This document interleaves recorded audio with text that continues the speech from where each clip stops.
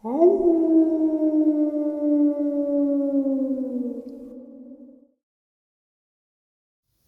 greetings and salutations, everyone. I hope everyone is still doing well.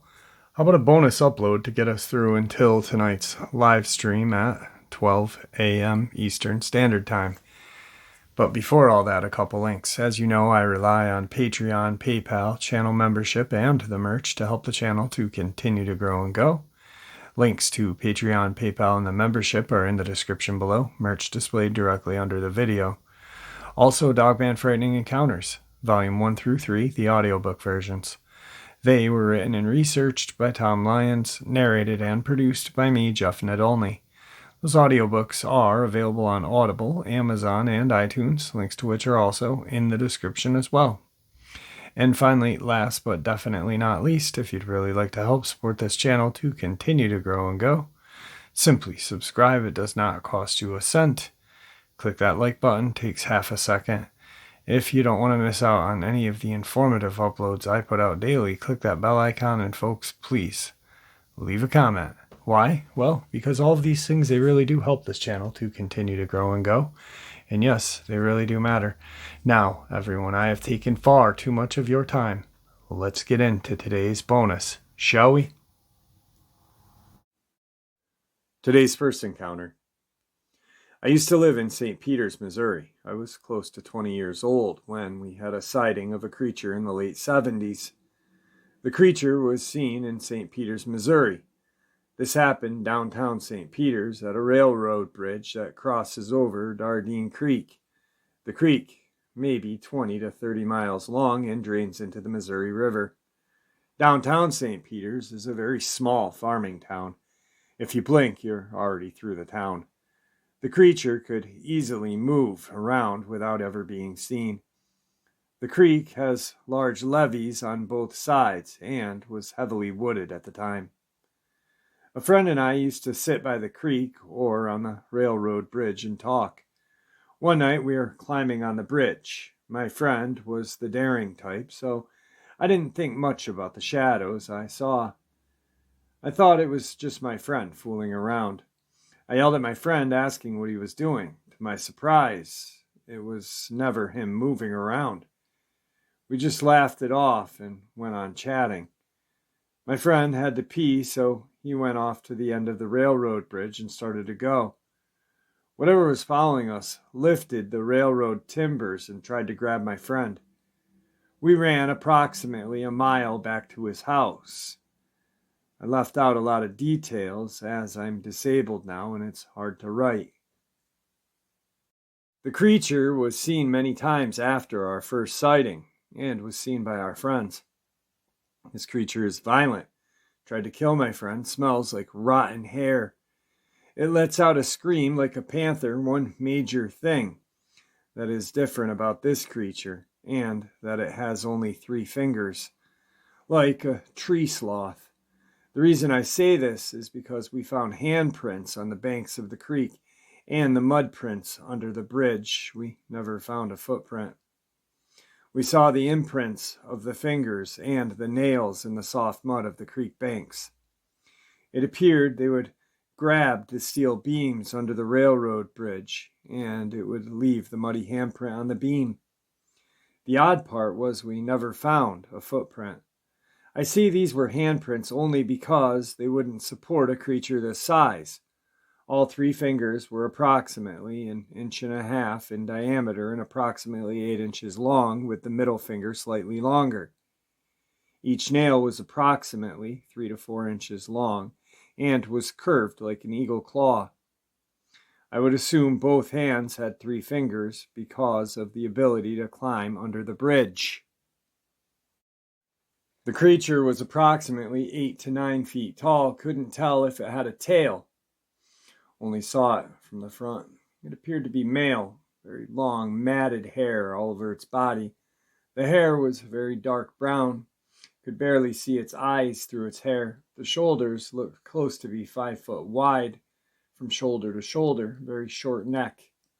Its arms were long as the hands hung past its knees. Body shape looked like classic Bigfoot pictures, except the arms were longer and the hands were different. I could not describe the feet as the amount of hair. The creature had a very bad, rotten hair type smell. It also let out panther type screams one night, as we must have startled it. The creature was, or appeared, aggressive to us, as it pushed over a dying tree in the woods one night. Granted, the tree was dead, but it took a lot of strength to push over a tree that was about 3 foot in diameter. That was the same night it let out the scream. Other times we could tell it was getting near because you could smell that foul odor. It moved very quietly in the creek and the woods for an animal of this size. I couldn't begin to give you an approximate weight of the creature.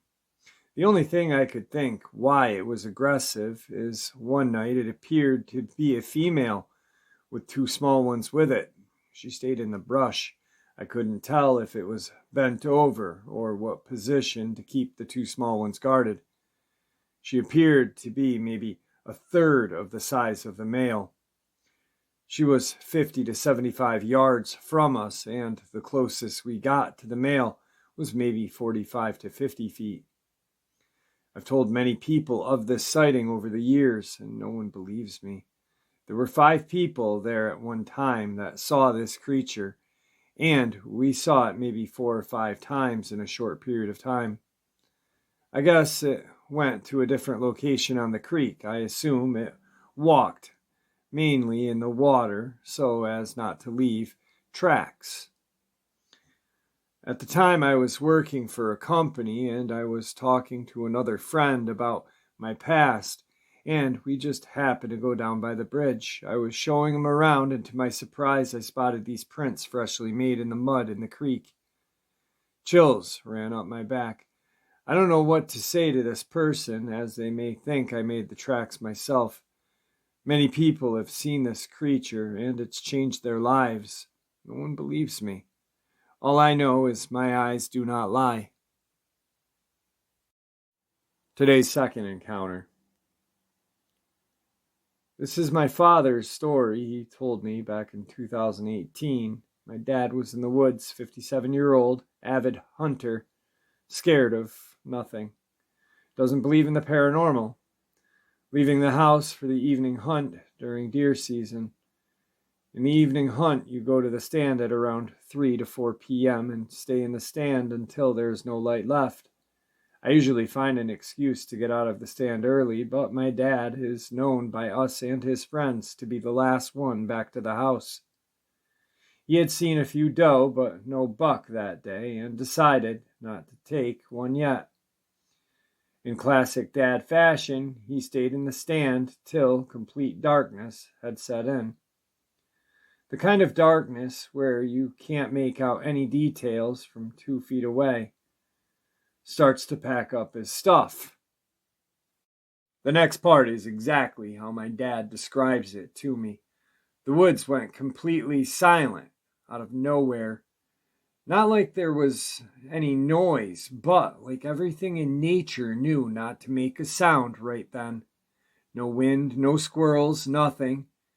Just as I start to think how weirdly quiet it had gotten all of a sudden, I heard a large stick break directly under me, but I didn't hear any rustling of leaves or sounds of any animal at all.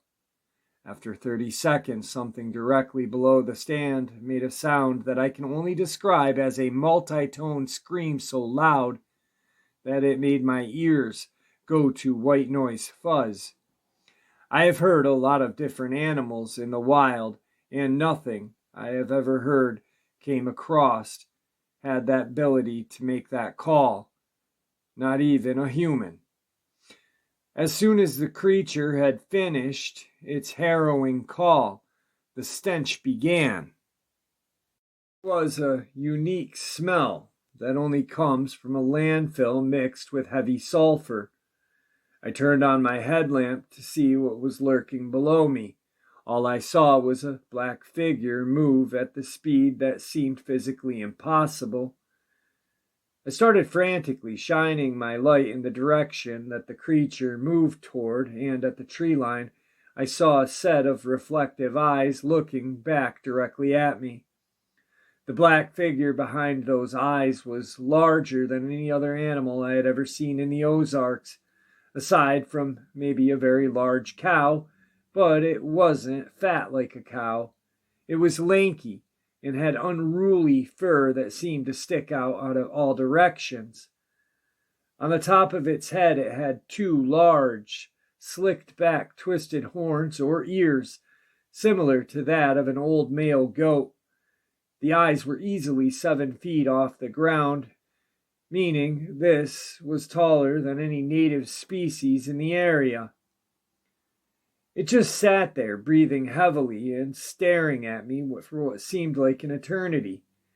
I kept my headlamp pointed at the creature until it turned and walked away into the woods. Now at this point is when I got the call from my dad to come pick him up in the UTV and get him the heck out of there. This is the only time my dad ever sounded scared to me. He still hunts all the time and says he can't wait to see it again and hopefully get a better look. Classic tough-ass dad thing to say. Thinks he may have seen the Ozark howler that night. After all this, my dad has been very into Sasquatch research and the like. On the other hand, I believe he may have had a run-in with the Ozark howler instead of a Bigfoot. Today's third encounter. I feel I may have had an encounter recently, but I don't feel it's worthy of coming onto your show. But anyway, I was helping my fiancé friend move to a different part of the reservation. Also, her friend was full-blooded Lakota. But we had finished moving her items into her new house on the Rosebud Res and began our trek to pick up her children at around 9 p.m. Being that I recently moved here, I can't really name the roads accurately for where we were exactly, but ended up driving a total of 5 hours before we reached a checkpoint to enter back into Little Wound Res. We had missed our turn. That would have shaved off a lot of time to get me back home, so I turned on my GPS and immediately took us to a sharp right turn which led to a dirt road that was 15 miles long.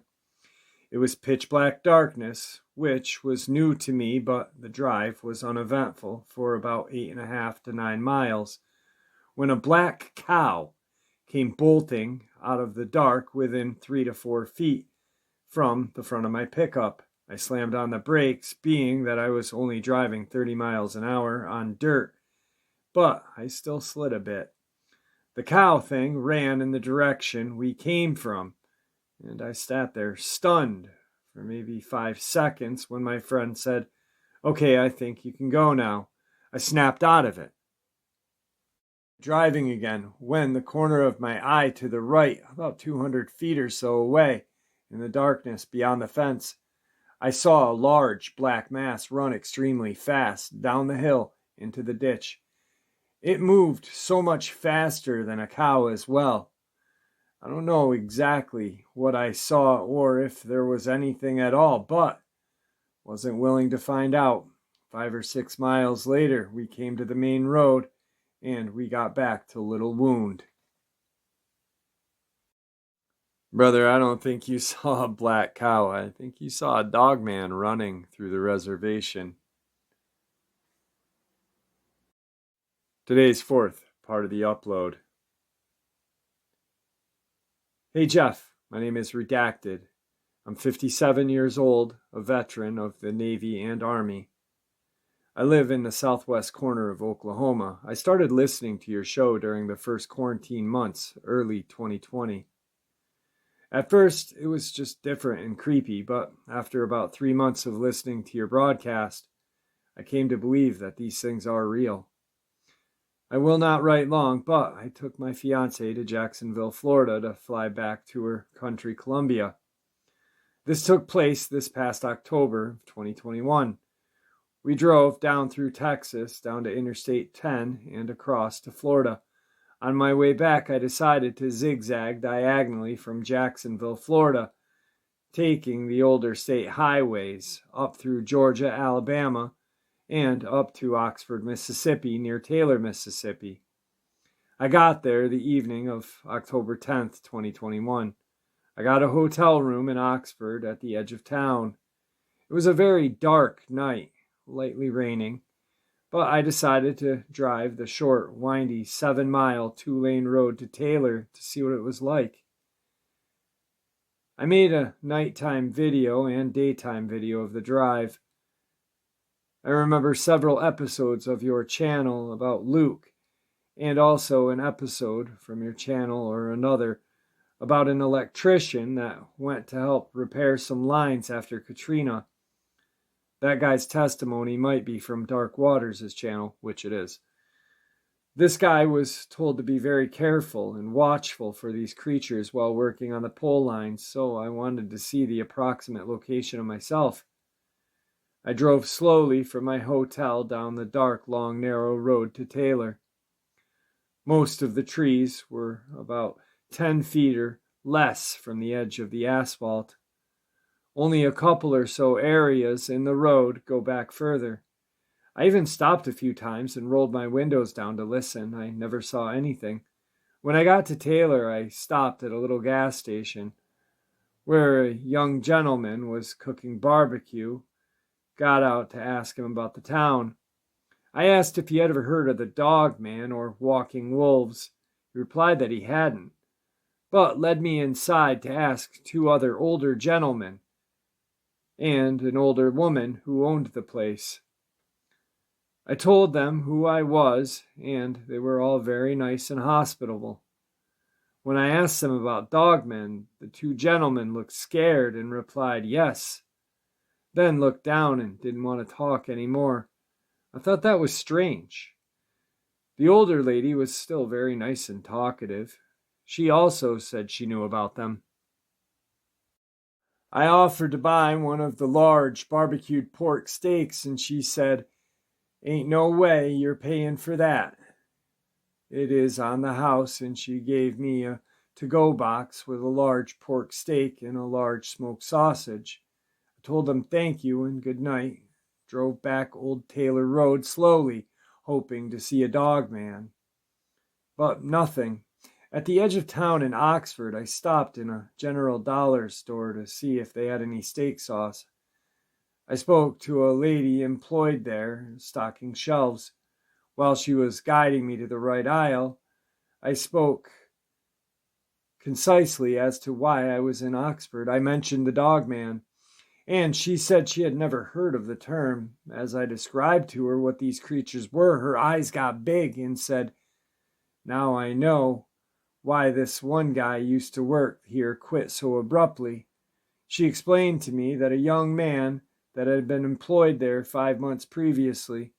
She told me that as soon as this young man got to work, he was so frantic and scared, and told her and another lady that was the manager that he had seen one of the biggest wolves-looking thing on the side of the road while driving from Taylor to Oxford.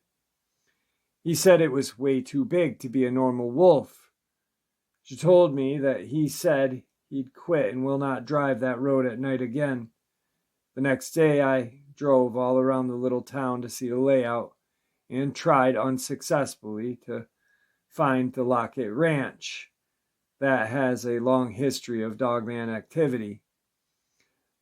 Of the few locals I spoke with, no one seemed to want to talk about it. The whole area is full of tall, thick forests. The population is only about 300 plus. So I've got one more account, Jeff. I have a friend named John who is ex-military recon that works in the guns and hunting section at a farm and ranch store called Atwood's in Lawton, Oklahoma. Lawton is an army town with Fort Sill Base, where is located the only artillery training base in the United States. Anyway, I stopped in to visit him at work last Thursday, Veterans Day. It was about 5:30 p.m. He's working. We talked about preparedness and guns and such. I asked him if he knew about the Dogman. He said he had never heard of such a thing. I told him that I thought I had talked to him in the past about it. He said no. John lives 25 miles north of Lawton, near a wildlife preserve in the Wichita Mountains. I described a little bit about the Dogman and how they like to mutilate animals. He told me that in the last few months that 2 of his cows had been killed in such a horrible way that he had never seen like that before. He also told me about the strangest, scariest howl screams that have been coming from the woods. He said the howl screams were so loud that they vibrated through the air and he could feel them. I asked him to listen to a series of animal sounds that were recorded and sent to Thinker Thunker channel on YouTube. I asked him to see if any of those sounds were similar. He told me that the long, loud howl scream that is on that recording is exactly what he heard. I also asked him if he had any dogs and if they've been acting strange. He told me that when these howl screams occur, they start barking like crazy and go hide. John said to me that he had never heard anything so scary, and nor had his dogs ever acted afraid of anything. I will mention here that the wildlife preserve has a lot of free-roaming buffalo population and a good number of Texas longhorn cattle there, as well as a sizable lake and plenty of trees. Lots of rocks and rolling hills. I don't know about any caves. This past Tuesday, the 23rd, John texted me in the morning and told me that late Monday night his dog started barking like crazy. He got up to look outside, and about 20 yards away next to his gate was a large black figure on all fours. I asked John how tall the gate was. He said he didn't know and would check. John told me the black thing was taller than his gate. I'm guessing the gate was 4 to 6 feet. John had his Taurus 44 Magnum pistol and shot toward it. It ran off. I asked him to check for prints. Also, John said he sees orbs of light fairly regularly in his yard around his property. I told him I'll probably make a trip up there this Saturday. It's only about an hour away. So I've got his phone number and his friend John's phone number, which I'm going to be reaching out to both of them to see what's going on, to see if they'd like to come on the channel and share. I'd like to hear about his trip to Taylor, have him on and talk about that. That would be pretty interesting. Anyway, moving on. Today's 5th part of the upload. Hey Jeff, I'm a big fan. I've had 2 encounters. My first took place in '97 when I was 17. Me and my friends had this spot in the woods where we would hide and smoke. One afternoon, I was out there by myself. Time got away from me. It was getting dark fast. I started back. At about halfway point, I heard something or someone walking behind me. I stopped walking and it stopped. I turned around to try to see who or what was there. It was just out of the light, but I could hear this deep, raspy breathing. My blood ran cold in that moment. My instincts took over, and I started to slowly walk backwards until I got to the logging trail that led out. Back then, I had never heard of the Dogman. All these years, I thought it was a Bigfoot until last year when I started to listen to your channel. My second encounter happened 2 weeks ago. When I saw one, it was about 1 a.m. I was outside of my girlfriend's house smoking when everything went dead quiet. And then this big, dark, massive shape ran across 2 yards and a small 2-lane road in like 3 or 4 steps.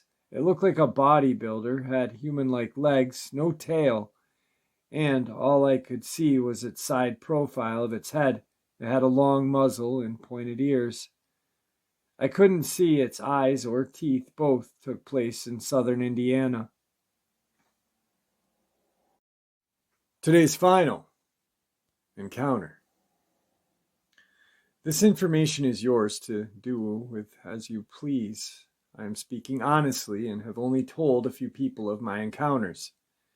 I do not want or need recognition. These things are out there.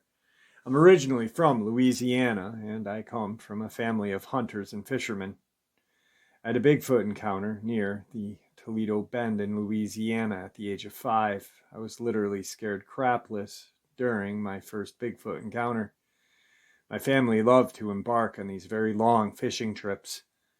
They came back the night before and got everyone up at around 4:30 in the morning the next morning to get the vehicles loaded. We always stop at the shop right to buy some fresh bait and head to Anacoco Beach or the Toledo Bend. Growing up in Louisiana and Texas, you hear about monsters, swamp man, Bigfoot, alligator, or reptile-like creatures, werewolves, rougarou. I never believed in any sort of that stuff. It scared the crap out of me and my other cousins. My aunts and uncles had experiences they would share with us, but I honestly thought they were stories. One thing about Louisiana is that the people start heading out in a hurry when the sun is going down in a certain area.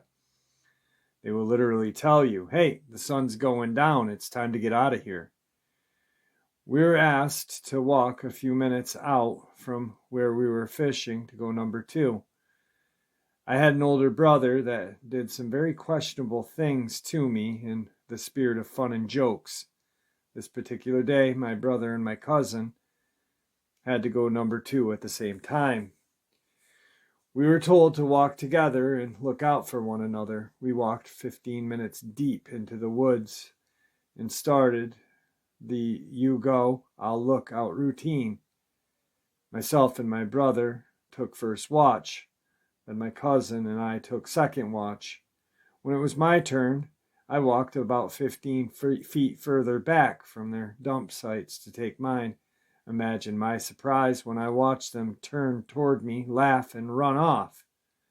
I knew they had left, and I started to cry, but went ahead and finished up. Everything went quiet, no birds, insects, or anything making noise. Fear and panic set in. There was also a foul scent. I had actually been smelling it for a while, but I thought it was my brother and cousin's dumps in the wind. As I finished wiping, I barely had gotten my pants up, and I heard this gruntish growl behind me. I turned around, and if I had not gone number 2 already, I would have. Absolute terror. The kind where you can't move, you're scared stiff. Not one of my 2 Bigfoots, one male, one female, they were covered in darkish black fur. It could have been a dark brown, but extremely dirty and matted in some areas. I forced myself to slowly move backwards as the tears were flowing. I knew I was going to die alone without anyone ever knowing what had happened to me. The male was the aggressor, grunting loud, low growls and very aggressive arm and body movements, not toward me, but to the surrounding trees. He was literally grabbing branches the size of 4 by 6 and snapping them like twigs. I had no idea how to get back to the fishing spot. I was lost and alone with 2 monsters. The next part is nothing short of a miracle. The female was obvious breasts and much slimmer than the male, raised her left hand and pointed in the direction I came from. She slapped her right in the center of her chest and swung it toward me. I don't speak Bigfoot, but I knew she was telling me how to get back. She began to walk to the left of me, heading the way I came from. The male followed about 5 steps behind her, watching my every move. He showed his dismay of me and the situation by low growls and grunts toward me and the female. He simply didn't want her to help me, to leave me and let me figure it out.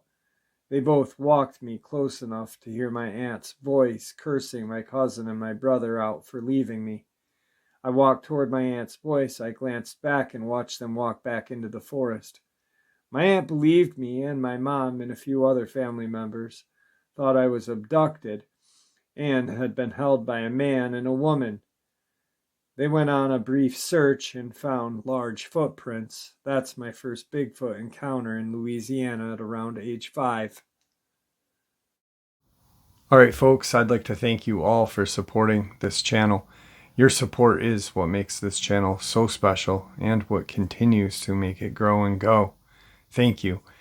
I hope to see all of you at tonight's live stream, 12 a.m. Eastern Standard Time. Until then, God bless. Stay safe.